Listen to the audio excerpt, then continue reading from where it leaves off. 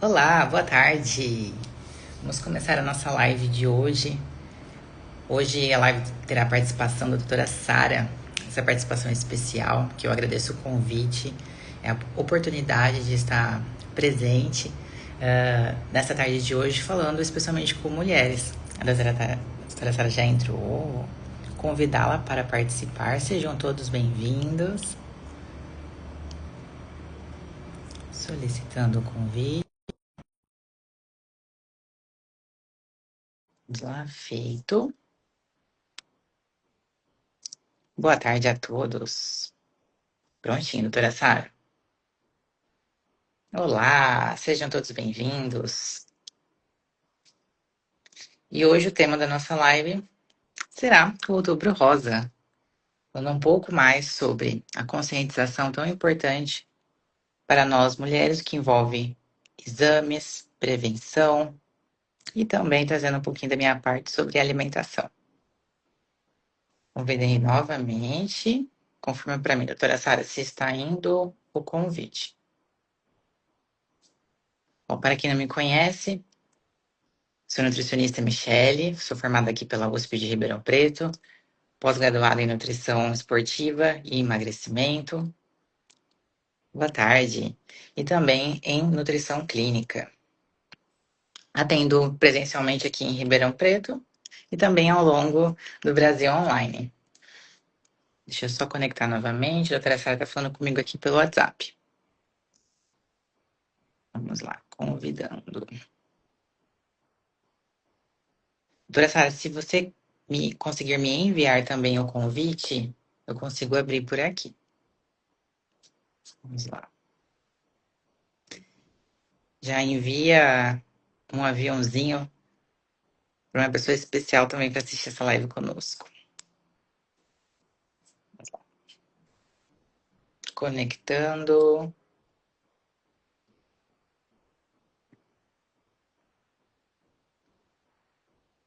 Vamos lá.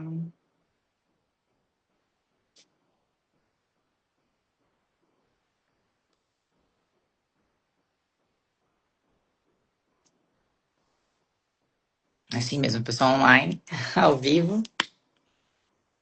Boa tarde, sejam bem-vindos. Deixa eu só confirmar aqui. Para mim, doutora Sara, não está conseguindo participar. Vamos lá. Boa tarde a todos. Doutora Sara, aí, foi. Ai, Ai, deu certo. Tudo boa bom? tarde, tudo bem? E você? Tudo jóia. Boa tarde. Boa tarde a todos. É um prazer estar aqui para poder fazer essa live, para falar de um assunto tão importante, que é a prevenção do câncer de mama. O câncer que acomete a maioria das pacientes, é o câncer mais comum da mulher. E nos últimos anos tem tido até um aumento expressivo no diagnóstico desse tipo de câncer, inclusive em pacientes mais jovens. Olha que assunto importante. Esse dado eu não sabia. É, e Obrigada, isso é doutora uma Sara. estatística mundial, inclusive. Mundial. É mundial. Pode se apresentar, por onde você gostar de começar o assunto, já deu uma introdução sobre É, o aumento do diagnóstico. Será que também correlacionado a mais informação? O que que você observa sobre isso? existem até alguns estudos que eles assim, né, que têm tentado fazer, que a Sociedade Brasileira de Mastologia, a Sociedade Americana de Mastologia, tem tentado fazer para ver se existe alguma relação de coisas que a gente tenha mudado no nosso estilo de vida, para poder entender esse aumento aí do câncer de mama. Mas o câncer de mama, acho que essa é uma das informações mais importantes. A causa é multifatorial. Então, a gente vai ter causas externas, causas genéticas, causas familiares que não estão relacionadas diretamente à genética. E aí, a gente conseguir definir uma única causa para essa incidência toda fica bastante complicado. Outra coisa que tem aumentado bastante é o acesso aos exames de rastreamento, a qualidade desses exames. Então, a gente acaba conseguindo fazer diagnósticos cada vez mais precoces. A gente consegue fazer diagnósticos, inclusive, em pacientes que talvez morreriam por outras causas que não o câncer de mama. Então, isso também colabora para o aumento dessa incidência. Muito importante a gente falar sobre isso, porque, inclusive com jovens, né? Jovens, e qual que seria a idade que seria mais indicado para começar esses exames de prevenção, o início do rastreamento, né? É, esse é um assunto é muito importante, ao mesmo tempo existe uma ideia até falsa da importância de alguns exames e de um rastreio mais precoce, ser capaz de detectar coisas precocemente. E aí, o que a gente tem de evidência científica é que o rastreio para a população que é de risco habitual, ele deve ser iniciado a partir dos 40 anos, com mamografia anual e, caso necessário, complementação ultrassonográfica. Se A, necessário. é, Existe até uma divergência entre o que o Ministério da Saúde, juntamente com a OMS, protocolam e aquilo que a Sociedade Brasileira de Masto, a Sociedade Brasileira de Ginecologia e Obstetrícia, a Sociedade Americana de Oncologia e até a Sociedade de Radiologia. Pelo Ministério da Saúde e pela OMS, esse rastreio ele é feito a partir dos 50 anos, bianual. Então, aquela paciente que é usuária do SUS, que vai no postinho para começar o rastreio dela, ela vai acabar fazendo a partir dos 50, a cada 2 anos, a mamografia, com término aos 69 anos. Uhum. E isso é definido baseado em risco populacional. Então, o que o Ministério da Saúde vai argumentar é que você gastar dinheiro com uma população muito ampliada, a quantidade de pacientes que você vai conseguir ajudar no diagnóstico precoce é muito menor do que o gasto de dinheiro público que você vai ter. As outras sociedades, a gente vai fazer a partir dos 40, anualmente, e o término, ele vai ser relativo. Ele vai estar relacionado à expectativa de vida daquela paciente. Então, a gente só vai parar quando a expectativa de vida da paciente for menor do que 7 anos. Então, a gente vai ver pacientes de 90, pacientes de 96 anos ainda fazendo rastreio. E aí, a justificativa dessas sociedades, e eu, como mastologista, as sociedades que eu sigo, é de que você consegue sim ajudar grande parte de uma população jovem, que a gente vê aí na prática clínica tendo diagnósticos cada vez mais precoces, e que isso, do ponto de vista individual, é muito válido. Então, se a gente puder fazer uma escolha, a gente vai fazer a partir dos 40 com a mamografia anualmente. Aí a ultrassonografia, ela vai entrar como complemento da mamografia. E nós estamos falando, então, 40 mais, uma população, né, É, assim, a população uma 40 a mais. investigação mais precisa. E essa incidência precoce, quando nós somos jovens, adolescentes, na vida da mulher é muito importante termos o hábito a começar a ir na ginecologista. E Sim, ao longo desse caminho, parece simples, doutora Sara, mas conversando em academia, eu tive essa conversa presencial. Inclusive, já deixo aberto que domingo a doutora Sara terá um evento é verdade. na Bodytech, né? É isso? É lá na Bodytech. Na Dia Bodytech, com... aqui no Shopping Iguatemi, falando um pouquinho mais, inclusive, sobre o Outubro Rosa. E em academia, é um público de mulheres que se cuida, buscam também, né? A gente está falando de um cuidado maior, mas mesmo assim eu percebi um assunto vago. E nessa lacuna, eu, inclusive comentei com você, porque parece que, apesar de termos essa conscientização, o Outubro Rosa, essa ação onde todos nós se mobilizamos, já chegamos em outubro, e será que a maioria está tendo esse cuidado? Os exames periódicos?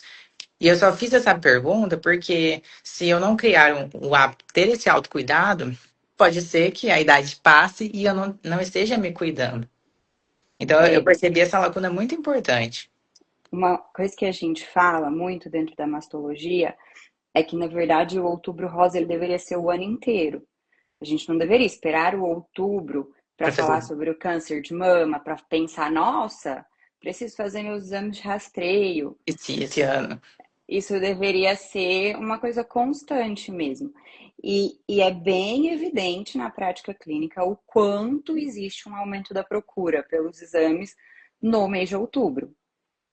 E de pacientes que, de fato, eu lembrei porque eu vi a campanha do Outubro Rosa, eu lembrei porque tá chegando o mês de outubro.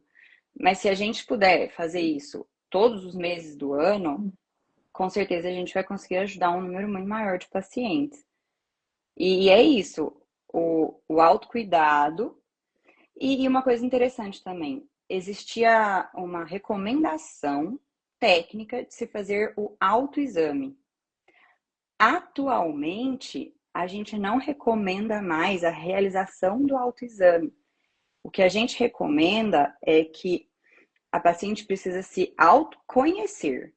Então, é importante você palpar as mamas, palpar as axilas, olhar no espelho e se ver, saber o que é normal para você. Mas não é válido você pensar que, eu palpei minhas mamas, não tenho nada, então tá ótimo. E aí deixar de procurar atendimento, deixar de fazer os exames de rastreio, porque no seu exame você considerou que estava tudo normal. Da mesma forma que fazer o autoexame pode ser ruim, porque cada paciente tem uma forma de mama, tem um tipo de mama, tem uma textura de mama. Às vezes a gente palpa a mama e ela é mesmo cheia de bolinhas.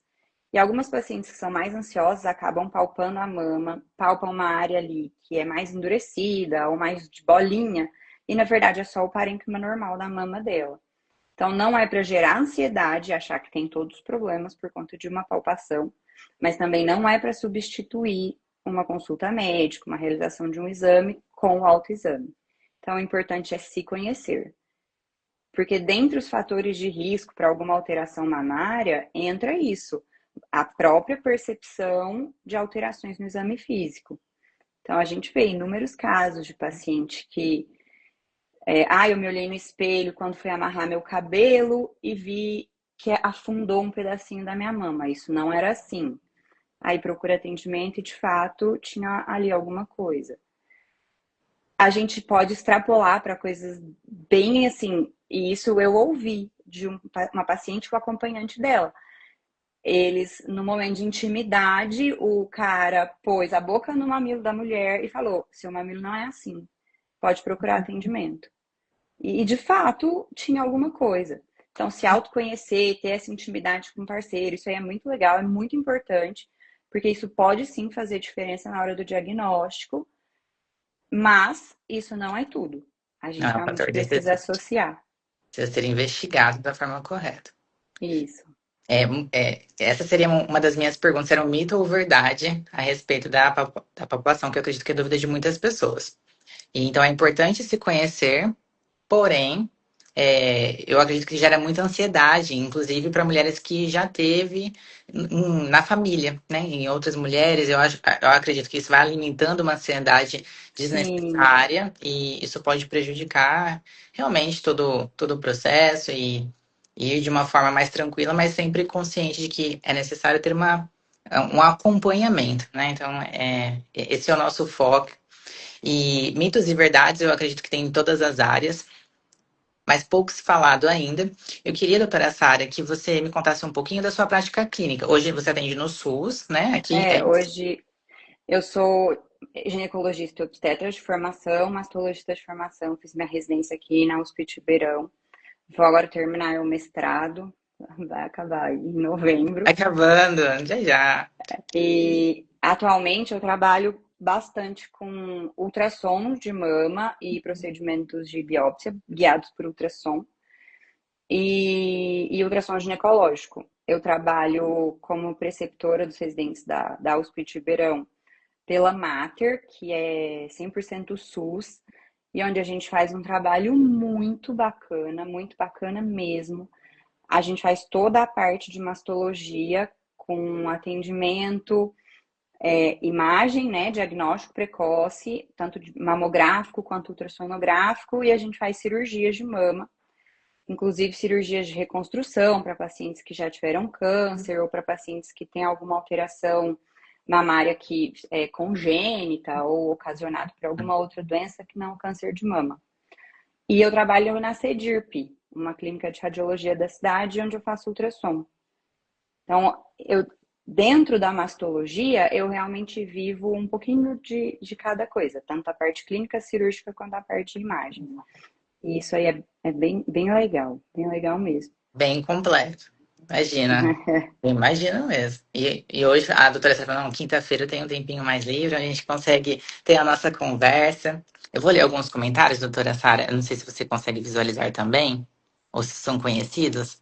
A Mara disse assim: eu já fiz o meu, mamografia, ultrassonografia da mama e outros exames de hormônio.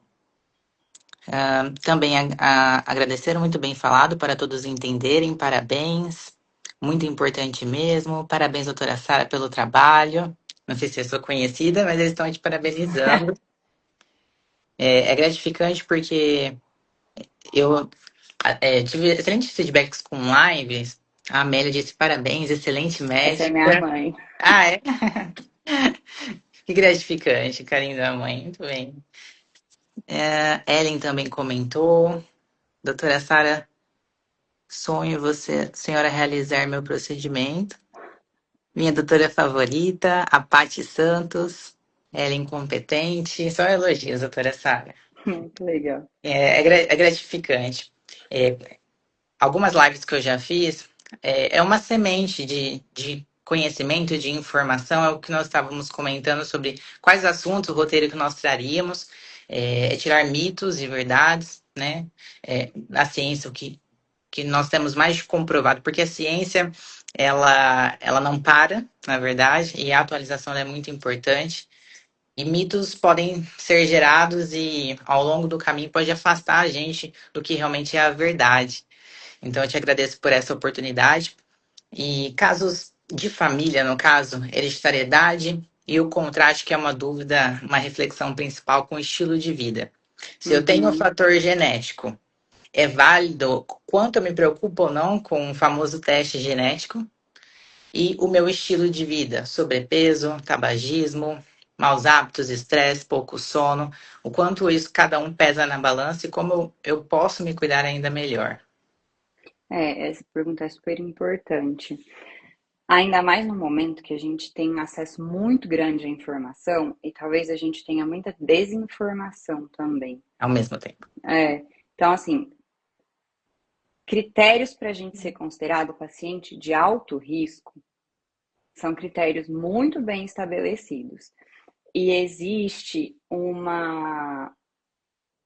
até uma hiperestimativa de quais pacientes são alto risco. Então, ter um parente com câncer de mama não vai fazer de você uma pessoa de alto risco para o câncer de mama. Todo mundo da população, todas as mulheres, no caso, elas têm um risco de 12% de ter câncer de mama. Isso serve para todas. Para a gente ser considerada alto risco, a gente precisa ter um risco cumulativo de mais de 20%. Ai, como que eu vou saber se eu sou alto risco ou não? Existe, em primeiro lugar, algumas calculadoras de risco que a gente pode entrar na internet, aí você vai preencher um formulário gigantesco com 1 milhão de informações, que inclui até se sua tia-avó teve câncer de mama. Aí vai calcular e ela vai te dizer, ó, você tá lá no médio risco, você tá no baixo risco. Mas, especificamente, o que a gente sabe que é considerado alto risco para câncer de mama são pelo menos 2 parentes de primeiro grau com diagnóstico firmado de câncer de mama antes dos 50 anos. Uhum. E aí, o que é parente de primeiro grau? Que eu acho que é onde existe a maior falha de todas. Parente de primeiro grau é mãe, pai, filho ou filha. Só. Uhum. Irmão, por Olha só. exemplo, é segundo grau colateral.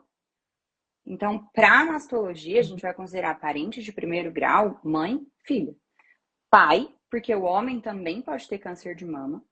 Então, se o meu pai teve câncer de mama, eu vou ser considerada uma paciente de alto risco, porque com certeza existe um altíssimo fator genético para o pai ter tido câncer de mama. E aí, Interessante, isso eu não sabia. quando que eu vou fazer o teste genético, por exemplo? Teve aquela época da Angelina Jolie, que fez os BRCA. Mas esse teste não é um teste que a gente vai fazer rotineiramente. Não, eu tenho muito medo, vou fazer um BRCA. Aí não vale a pena.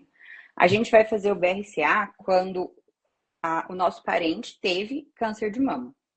E aí funciona assim: o portador da doença. Então, por exemplo, minha mãe teve câncer de mama antes dos 50 anos. Ela vai fazer um painel genético, que é um teste que vai fazer a avaliação de vários genes que estão relacionados a mutações que podem levar ao câncer de mama. Ela veio com BRCA1 positivo. Eu vou fazer só o BRCA1 e ver se a mutação que ela tem passou para mim. O meu veio negativo, então acabou, eu não sou alto risco. Uhum. Eu posso me tornar alto risco por outras causas, mas nessa situação eu não vou ser considerado porque o meu teste é negativo. Não por essa mutação. E aí, ele sempre vai ser assim: o portador da doença faz o teste ampliado e os familiares vão fazer o teste só daquele gene que veio positivo. Ah, Uhum. mas aí minha mãe fez, veio tudo negativo. Então eu não preciso fazer nada. Porque aí não existe esse caráter de hereditariedade gênica que vai me gerar o risco de ter câncer de mama ou não. Pode existir uma mutação aleatória? Pode. Pode sim, isso pode acontecer com qualquer uma de nós a qualquer momento. Mas pelos hábitos de vida. E às vezes uma mutação que é intrínseca a gente não tem como explicar. E aí, em relação aos Uhum. hábitos de vida, é importantíssimo. Em primeiro lugar, acompanhamento multidisciplinar, que é mesmo muito importante. Então, fazer acompanhamento com um bom nutricionista, fazer acompanhamento com um bom educador físico, fazer acompanhamento com um psicólogo bacana para poder fazer terapia, que acho que atualmente todo mundo deveria fazer terapia. Essencial. São coisas que vão trazer benefício geral para a vida da gente, e aí, lógico, isso vai reduzir o risco de câncer de mama. E dentro da dieta, diminuir principalmente o consumo de álcool, o tabagismo e a obesidade, que são fatores intimamente ligados com o aumento do risco do câncer de mama. E que quando nós olhamos a nossa população, nós precisamos urgente falar sobre bons hábitos de vida. Isso aí é real, bem E real. o estresse é inerente, muitas atividades. A mulher toma conta da casa, trabalha, do filho, e tantas atividades, e o cuidar de si mesmo muitas vezes é negligenciado. Por isso, inclusive, o acompanhamento terapêutico, porque nós não podemos cuidar do outro e nos abandonar, nos deixar. E é um desafio, né? Muitas mulheres precisam dar conta de muitas coisas e acabam comendo suas emoções, não cuidando da Ai, alimentação, indo cada vez mais para os industrializados por falta de tempo. E esse autocuidado ao longo prazo vem sobrepeso, obesidade, sedentarismo. É um desafio, por mais que nós temos o contraste fitness, ainda é um desafio para muitas mulheres, que você contempla grande parte, que não fazem atividade física, não procuram uma alimentação mais saudável. Hoje em dia, muito fala sobre preço, a alimentação saudável ainda tem o tabu de que é caro, porém, um refrigerante também é caro, um café também é caro, outros industrializados também, uma pizza também é cara. E eu acredito que a conscientização é caro quanto, né? Quanto vale cuidar da saúde, da atividade física, uma boa alimentação, de acompanhamento médico. Então, eu acredito que é indispensável a gente falar sobre o quanto vale a pena investir, né, na própria na saúde. própria saúde. A maioria, hoje em dia, o que você atende, doutora Sara, as mulheres, ainda tem essa pouca percepção com a alimentação? Como que você percebe no dia a dia? É, eu vejo as pacientes mais jovens muito mais preocupadas com a questão da saúde e vejo que as pacientes mais velhas, na pós-menopausa, vem aumentando sim pacientes que estão mais preocupados, inclusive com a questão estética, de procurar academia, e acaba, consequentemente, melhorando a saúde global, né? Então, existe um movimento para melhorar essa qualidade de vida, mas é como você falou, a gente vem cada vez mais assumindo mais responsabilidades, então se colocar bem na vida profissional, é se colocar bem na vida acadêmica, aí tem as relações, tem as tarefas de casa, e a gente fica mesmo assumindo um monte de responsabilidade, e quando vai ver, se a gente não cuida da gente também não consegue cuidar de nenhuma outra coisa, e nem dos outros. Então, a gente tem que ter esse olhar para nós, para se autocuidar, em primeiro lugar. Em primeiro lugar. É, a saúde em primeiro lugar, né? E tudo que Sim, envolve a saúde. É muito mais sobre dizer não do que dizer sim. É sim para mim e não para aquilo que, é, né, não vá acrescentar. Eu vou ler alguns comentários, doutora Sara. É, a sua mãe, Amélia, né? amor. Quem tem doença autoimune pode usar prótese mamária? Essa pergunta, na verdade, ela não tem uma resposta específica. Existe a teoria de uma síndrome que pode estar relacionada ao uso de próteses mamárias. Eu não sei se já ouviram falar, chama síndrome Ásia, que é uma síndrome que qualquer adjuvante, então é qualquer coisa do meio externo, quando a gente coloca no nosso corpo, poderia causar e desencadear reações inflamatórias, desencadear piora de doenças autoimunes, tem até relato de que causou uma doença autoimune. Só que não existe nenhum trabalho com alta qualidade que define essa síndrome, porque são sintomas extremamente inespecíficos que você pode sentir num burnout, por exemplo, e Isso. dizer que isso está intimamente ligado ao uso da prótese é bem difícil. Eu Então, tô lá. assim, vejo pessoas com doença autoimune e prótese que não têm queixa nenhuma e que estão muito satisfeitas com a questão estética. Vejo pessoas com doença autoimune que tiveram a prótese e que precisaram tirar, alegando que a prótese tinha piorado aquela situação. Já vi pessoas que não tinham doença autoimune, que colocaram a prótese, que sentiram uma piora grande da qualidade de vida e acabaram tirando a prótese. Então, é risco-benefício. Acho que o mais importante antes de colocar uma prótese é entender os riscos de uma prótese, os benefícios de uma prótese, os riscos da cirurgia, os benefícios da cirurgia, se a longo prazo isso vai fazer sentido para você ou não, porque a gente precisa pensar que uma prótese é para sempre. A gente vai tirar a prótese ou por alguma complicação intimamente relacionada à prótese ou por questão estética. Então, Uhum. com 80 anos, você quer ter uma prótese? Você quer estar sujeita a complicações relacionadas à prótese, ter que se submeter a uma cirurgia para corrigir isso aí? Ah, não, não quero. Então, beleza, não coloque prótese. Não, não ligo. Prefiro ter a prótese e sabendo que se eu tiver 80 anos e precisar fazer alguma coisa, vai ser cirúrgico. Beleza, então coloca a prótese. Acho que atualmente, dentro da medicina, principalmente dessas questões estéticas, tudo precisa ser muito bem explicado e colocado os riscos e os benefícios, e é uma decisão conjunta de médico e paciente. Todo mundo entendeu tudo, explicou tudo. Minha função de orientar, ela foi feita? Foi. A sua função de receber essa orientação, entender, compreender e colocar em prática para a sua vida, foi feita? Foi. Beleza, eu escolhi por prótese. Então vamos por sua prótese. Se não, não. Uhum. Muito bem explicado. É totalmente. Porque, senão, eu acredito que a gente pensa só a curto prazo.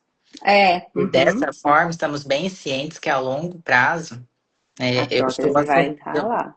estou assumindo a minha responsabilidade. Acho que Que é eu acho que é o fundamental. principal. Ah, temos uma outra pergunta. Fabrícia, quem tem prótese mamária pode fazer o exame de mamografia ou a ultrassonografia? Ah, eu amo essa pergunta, porque existe é quase uma lenda urbana de que quem tem prótese não pode fazer mamografia, e essa está completamente errado. A mamografia, dentre todos os exames de mama, a mamografia é o único exame que, de fato, reduz a, na verdade, ela aumenta o rastreamento do câncer de mama em 30%. A ultrassonografia, ela não serve para nada a não ser para complementação de exame. Então, não existe rastreio de câncer por ultrassonografia. É por mamografia. Em algumas situações especiais, a gente vai usar a ressonância. A prótese mamária não contraindica a realização de mamografia. A mamografia não tem potencial para causar uma ruptura de prótese, um deslocamento da prótese. Quando a mamografia é bem feita, não é para acontecer nada. E ter prótese não atrapalha a realização da mamografia. Inclusive, quem tem prótese precisa fazer incidências a mais de mamografia. Porque a gente precisa puxar mais ainda a mama para tirar aquela prótese da frente para poder ver a mama de forma mais detalhada. Então, não é para deixar de fazer mamografia porque tem prótese e isso não existe, tá? Não existe mesmo.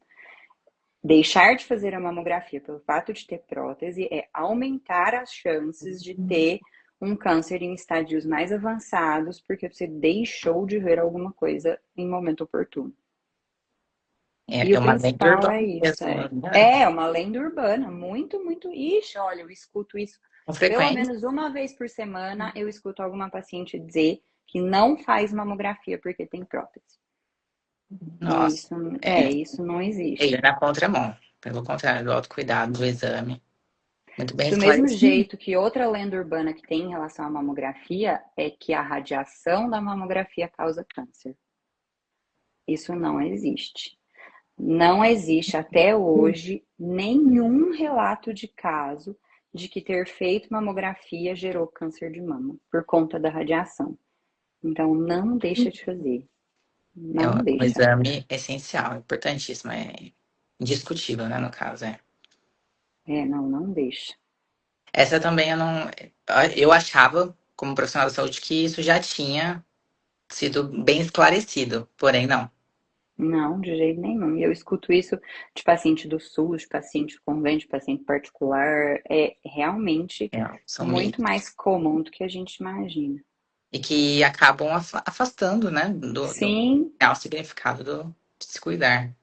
Olha que importante. igual a ultrassonografia não substitui nenhum exame. Uhum. E não tem como a gente fazer um comparativo. Ah, qual exame é melhor?